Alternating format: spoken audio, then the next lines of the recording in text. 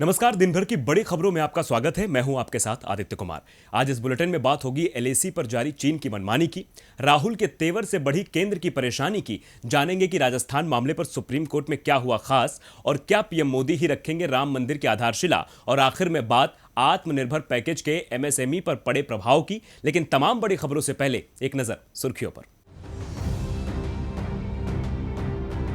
प्रधानमंत्री नरेंद्र मोदी ने मणिपुर को दी सौगात, हर घर जल मिशन के तहत वाटर सप्लाई प्रोजेक्ट की रखी आधारशिला, बोले हर घर जल मिशन पर आगे बढ़ी केंद्र सरकार। मध्य प्रदेश में कांग्रेस को बड़ा नुकसान, एक और विधायक ने दिया त्यागपत्र। माधांता से कांग्रेस विधायक नारायण पटेल ने विधानसभा सदस्यता छोड़ी, जल्द ही बीजेपी में हो सकते हैं शामिल। हरियाणा में नवनियुक्त प्रदेशाध्यक्ष ओपी धनखड़ की प्रदेश भाजपा कार्यालय में हुई ताजपोशी, सीएम खट्टर समेत बीजेपी के तमाम वरिष्ठ नेता हुए कार्यक्रम में शामिल। कार्यक्रम में सोशल डिस्टेंसिंग का रखा गया खास ख्याल। केंद्रीय मानव संसाधन एवं विकास मंत्री रमेश पोखरियाल निशंक ने एनआईटी प्रवेश के लिए नए नियमों में किया बदलाव, प्रवेश के लिए नियमों में दी ढील।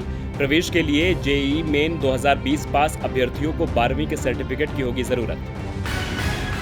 हफ्ते के चौथे कारोबारी दिन शेयर बाजार बढ़त के साथ हुआ बंद। सेंसेक्स 269 अंकों की बढ़त के साथ 38,140 के स्तर पर हुआ बंद। वहीं निफ्टी 83 अंकों की बढ़त के साथ 11,215 पर हुआ बंद। सुर्खियों के बाद अब बात करेंगे आज की सबसे बड़ी खबर की। लद्दाख में भारतीय जमीन पर 8 से 10 किलोमीटर तक अंदर आ गए चीनी जवान वापस लौटने को तैयार नहीं दिख रहे हैं।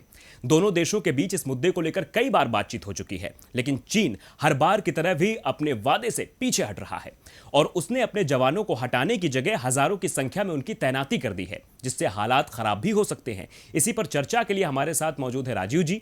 लेकिन उससे पहले क्या है लद्दाख की ग्राउंड रिपोर्ट, आइए आपको बताते हैं। भारत और चीन के बीच बातचीत में सहमति बनती है। लगता है दोनों देशों के बीच एलएसी पर अब सब कुछ सही हो जाएगा, लेकिन बातचीत में चीन जो कहता है वो करता हुआ नहीं दिखता, जिस कारण से भारत को भी मजबूरी में अपनी जवानों की भारी तैनाती बनाए रखनी पड़ रही है। अब तो भारत ये भी मान चुका है कि चीन की नीयत पीछे हटने की नहीं है।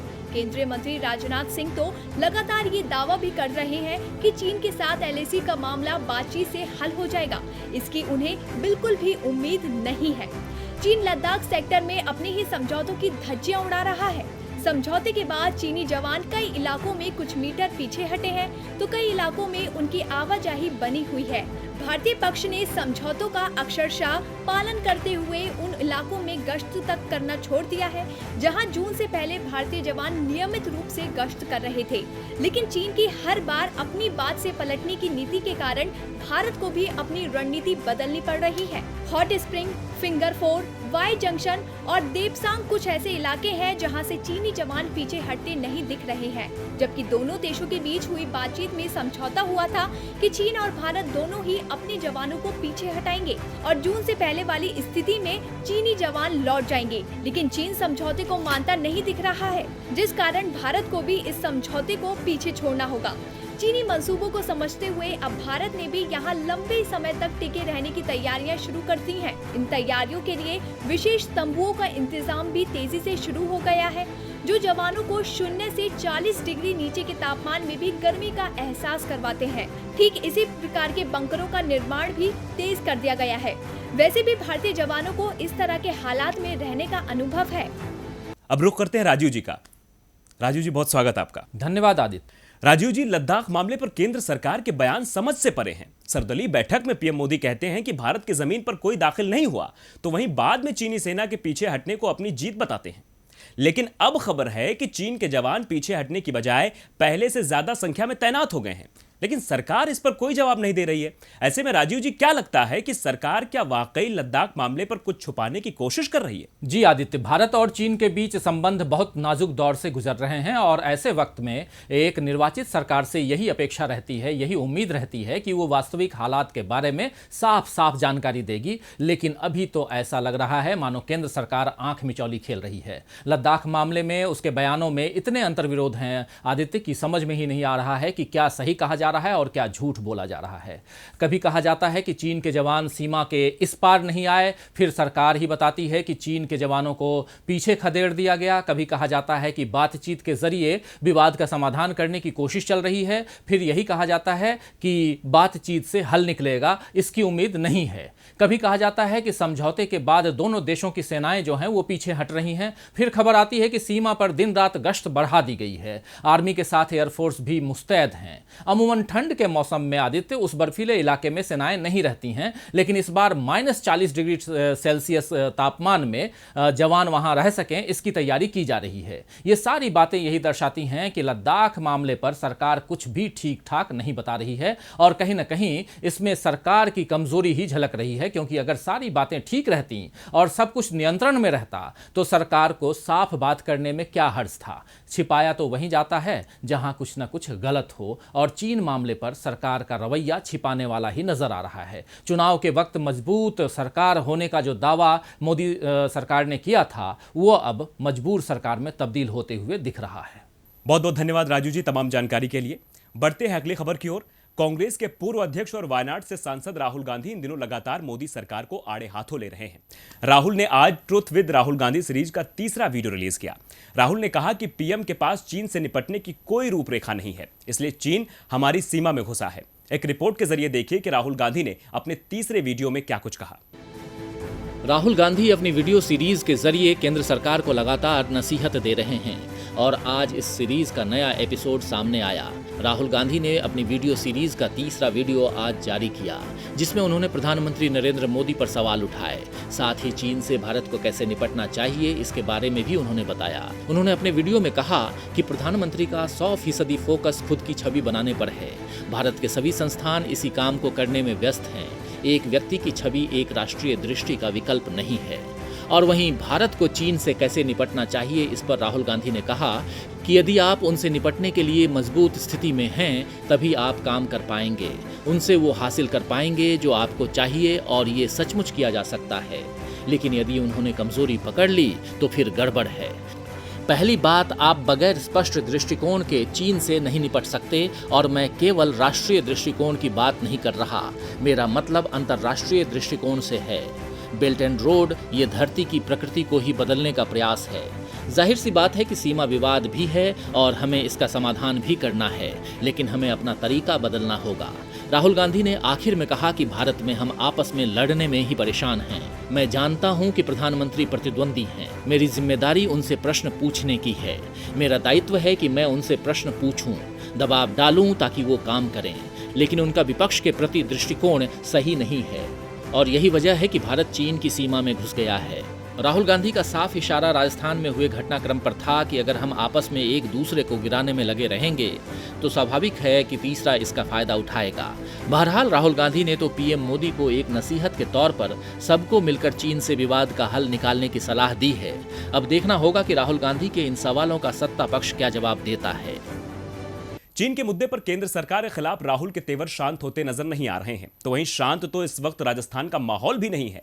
पहले सचिन पायलट गुट ने विधानसभा स्पीकर के नोटिस को हाईकोर्ट में चुनौती दी, तो वहीं आज विधानसभा स्पीकर की याचिका पर सुप्रीम कोर्ट में सुनवाई हुई, लेकिन सर्वोच्च अदालत ने हाईकोर्ट के फैसले पर रोक से साफ इनकार कर दिया। तो वहीं आज कोर्ट की सुनवाई और राजस्थान की सियासत में क्या कुछ रहा खास, इस रिपोर्ट में देखिए।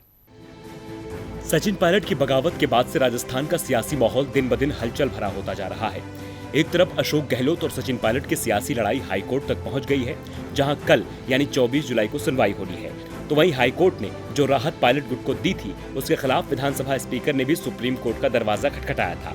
स्पीकर का कहना था कि किसी विधायक को नोटिस देने या उसे अयोग्य घोषित करने का पूरा अधिकार विधानसभा अध्यक्ष को होता है। दरअसल सचिन पायलट गुट की याचिका पर सुनवाई करते हुए राजस्थान हाईकोर्ट ने स्पीकर से बागी विधायकों के खिलाफ 24 जुलाई तक कोई एक्शन नहीं लेने को कहा था। 24 जुलाई को ही हाईकोर्ट में इस मामले की सुनवाई होनी है। संभावना इसी बात की है कि हाईकोर्ट पायलट गुट की याचिका पर इसी दिन कोई फैसला दे सकता है। हाईकोर्ट ने स्पीकर के फैसले पर रोक लगाई तो राजस्थान विधानसभा के स्पीकर ने सुप्रीम कोर्ट का रुख किया था। आज स्पीकर की याचिका पर सुप्रीम कोर्ट में सुनवाई हुई, जिसमें अदालत ने हाईकोर्ट की सुनवाई पर रोक लगाने से इनकार कर दिया और फैसला देने को कहा। यानी अब हाईकोर्ट के फैसले के बाद सोमवार को सर्वोच्च अदालत मामले को सुनेगी। सोमवार को सुप्रीम कोर्ट इस बाबत सुनवाई करेगा कि क्या हाईकोर्ट स्पीकर के नोटिस के खिलाफ दायर याचिका पर सुनवाई कर सकता है या नहीं। ऐसे में अब हर किसी की नजर शुक्रवार को आने वाले हाईकोर्ट के फैसले पर है। वहीं दूसरी तरफ सूबे में जारी राजनीतिक उथल-पुथल के बीच मुख्यमंत्री अशोक गहलोत ने प्रधानमंत्री नरेंद्र मोदी को एक पत्र लिखा है, जिसमें उन्होंने कहा है कि राजस्थान की निर्वाचित सरकार को गिराने का प्रयास हो रहा है और इसमें एक केंद्रीय मंत्री भी शामिल है। गहलोत का इशारा केंद्रीय मंत्री गजेंद्र सिंह शेखावत की ओर है। एक ऑडियो टेप सामने आने के बाद शेखावत पर गहलोत सरकार जमकर बरस रही है। इसके अलावा जयपुर की एक अदालत ने केंद्रीय मंत्री गजेंद्र शेखावत के खिलाफ क्रेडिट कोऑपरेटिव सोसाइटी गड़बड़ी से जुड़े आरोपों की जांच के निर्देश दिए हैं। यानी कुल मिलाकर सूबे का सियासी नाटक जल्द खत्म होने वाला नहीं है। ऐसे में देखना होगा कि कल पायलट गुट की याचिका पर हाईकोर्ट क्या फैसला सुनाता है। एक तरफ राजस्थान में सरकार की मुसीबत खत्म नहीं हो रही है, तो वहीं मध्य प्रदेश में सिंधिया के समर्थक भी परेशानी में नजर आ रहे हैं। दरअसल सूबे में कांग्रेस छोड़कर बीजेपी की सरकार बनवाने वाले कांग्रेस के पूर्व विधायक शिवराज सरकार में मंत्री तो बन गए, लेकिन यह मंत्री पद कब तक बरकरार रहेगा, इसे लेकर उनकी चिंता बढ़ गई है। तो क्यों सिंधिया समर्थक मंत्रियों की कुर्सी पर आई है मुसीबत, देखिए हमारी इस रिपोर्ट में। मध्य प्रदेश में जिस दिन से कांग्रेस की जगह बीजेपी की सरकार आई है, तब से सरकार में कुछ न कुछ परेशानी बनी हुई है। सिंधिया समर्थक लगभग 2 दर्जन नेताओं ने विधानसभा की सदस्यता छोड़ी थी।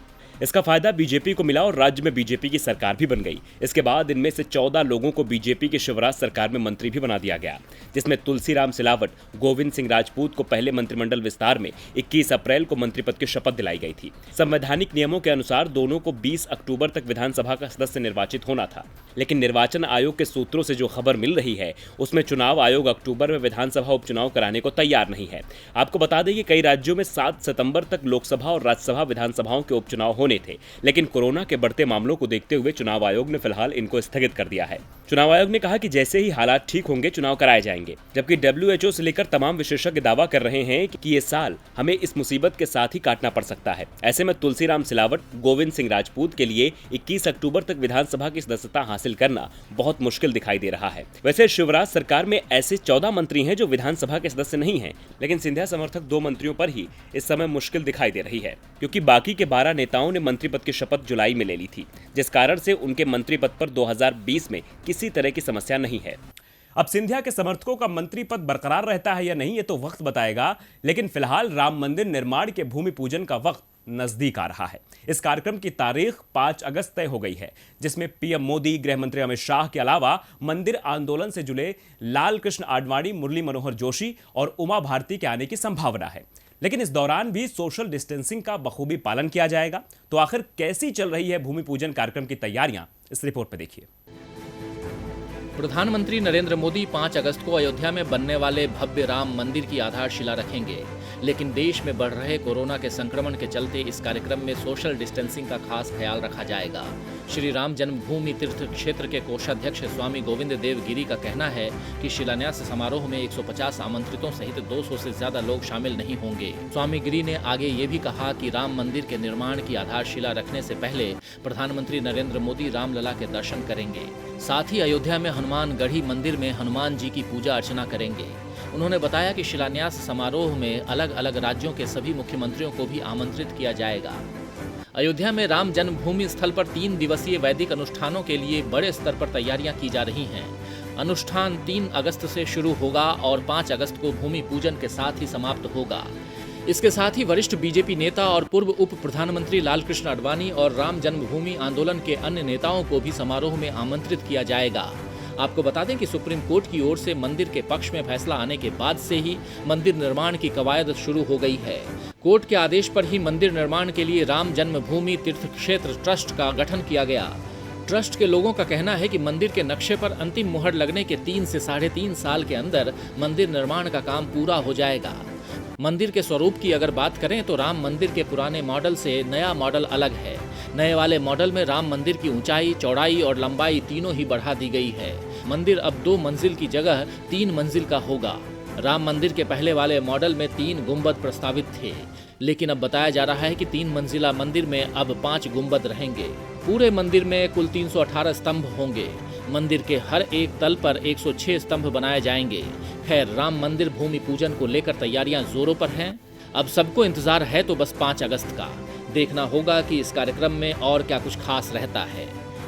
अब कोरोना काल में मंदिर निर्माण की तैयारियां तो जोर शोर से की जा रही हैं, लेकिन कोरोना के बढ़ते मामलों ने देश में कई परेशानियां भी बढ़ा दी हैं।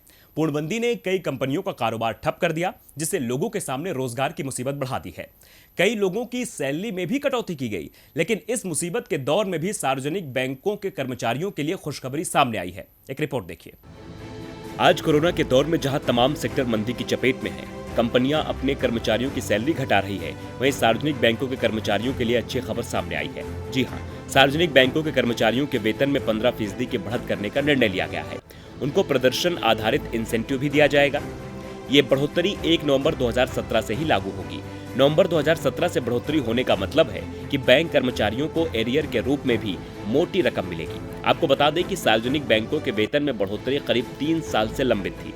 बैंक यूनियनों और इंडियन बैंक्स एसोसिएशन के बीच इस मामले में हाल ही में 11वें दौर की वार्ता हुई और एक समझौता हो गया। एक रिपोर्ट के मुताबिक 31 मार्च 2017 तक के हिसाब से कर्मचारियों के वेतन में 15% की बढ़ोतरी की जाएगी। इससे बैंकों को करीब 7,988 करोड़ रुपए का अतिरिक्त खर्च पड़ेगा। इससे पहले साल 2012 में आईबीए ने कर्मचारियों की 15% सैलरी बढ़ाई थी। अब बैंक यूनियनों ने मुख्य तौर पर 20% इंक्रीमेंट की मांग उठाई थी, जबकि आईबीए ने अपनी तरफ से शुरुआत में 12.25% इजाफे की पेशकश रखी थी।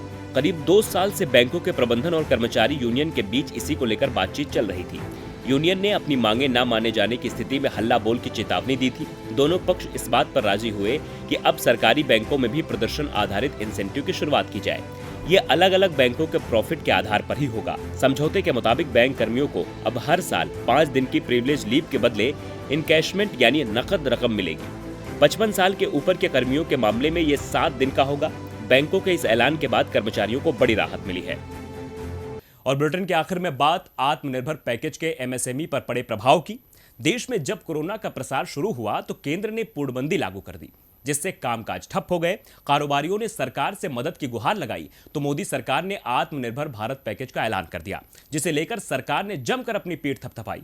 लेकिन यह पैकेज भी सबसे ज्यादा मुसीबत झेल रहे एमएसएमई के सेक्टर को राहत नहीं पहुंचा पाया है, जिसके चलते अब कहा जा रहा है कि हालात और खराब होने वाले हैं। एक रिपोर्ट देखिए।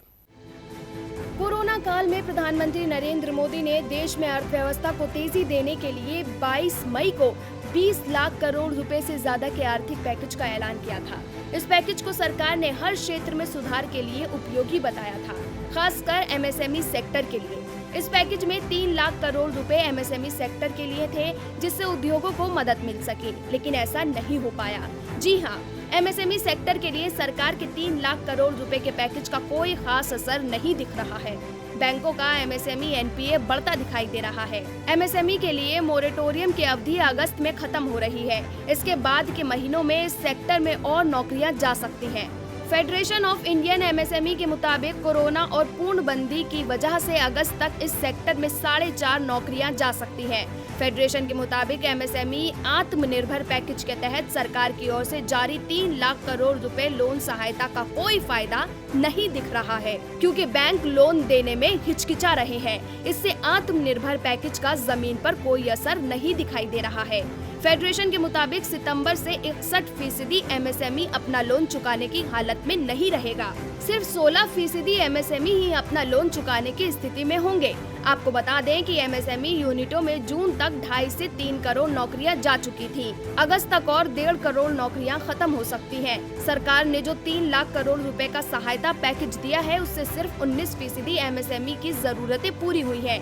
अभी भी 79% एमएसएमई क्रेडिट गारंटी स्कीम के दायरे से बाहर है। एमएसएमई का मानना है कि उनकी हालत खराब है और सरकार की मदद के बगैर वो खुद को बचा नहीं पाएंगे। ऐसे में सरकार एमएसएमई सेक्टर की ये गुहार सुनती है या नहीं, ये देखना होगा।